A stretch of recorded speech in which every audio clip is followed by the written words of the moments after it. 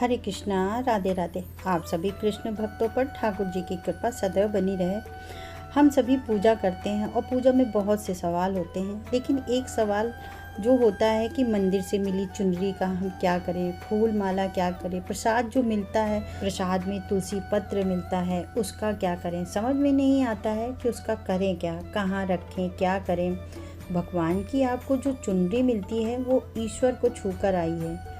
ईश्वर की ऊर्जा उसमें समाहित है, उसको हमेशा संभाल के रखें। जब भी घर में किसी भी प्रकार का संकट आए, आपकी संतान पर, आपके पति पर, आपके भाई बहन पर, किसी पर भी किसी प्रकार की कोई भी संकट आए, कोई भी रोगग्रस्त हो जाए, कोई किसी तरह की दुविधा में हो, चुनरी को आप ले लें और अपने सर से उतार दें। माथे से लगाकर आप भगवान का ध्यान करें और फिर देखें उस ऊर्जा का चमत्कार। जो फूल माला आपको मिलती है, फूल अपने घर लेकर आते हैं, उसका खाद के रूप में प्रयोग करें। उसमें ईश्वर की ऊर्जा है। सबसे पहले उसे घर लाएं, जहाँ से भी आपको मिलती है, उसकी सुगंध का आनंद लें। उसमें ईश्वर की सुगंध है। अपने ईश्वर का ध्यान करें, उस ऊर्जा को ग्रहण करें। आपके शरीर में एक नई ऊर्जा बदल जाएगी। आप ईश्वर को हमेशा ध्यान में रखें। आप प्रसाद ग्रहण करते हैं, जब आपको मंदिर में प्रसाद मिलता है या आप प्रसाद बांटते हैं, प्रसाद कभी साधारण नहीं होता है। ईश्वर को वो भोग लगाया जाता है। आप ईश्वर का लगाया हुआ भोग ग्रहण करते हो, वो कोई साधारण चीज़ नहीं है। इसलिए जब भी उसका कण कण भी आपको मिले, जबान पर रखें और उस अमृत रूपी प्रसाद का आनंद लें। ईश्वर का ध्यान रखें।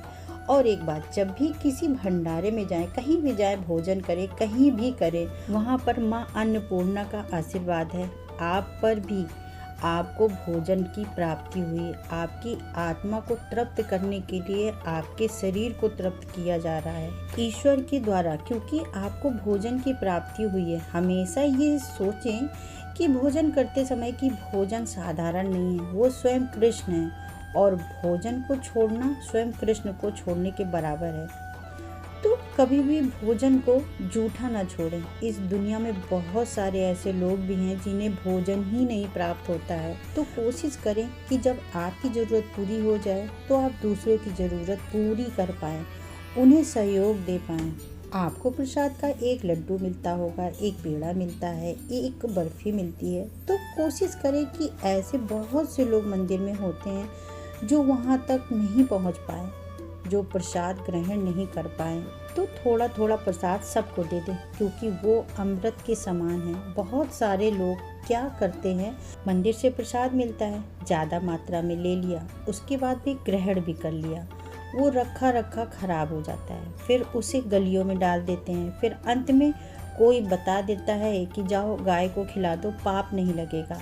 आप किसी भी जीव को दो, उसी समय दो, आप एक अच्छा कर्म कर पाएँ। कहीं भी हो, ऐसा भोजन व्यर्थ में ना करें।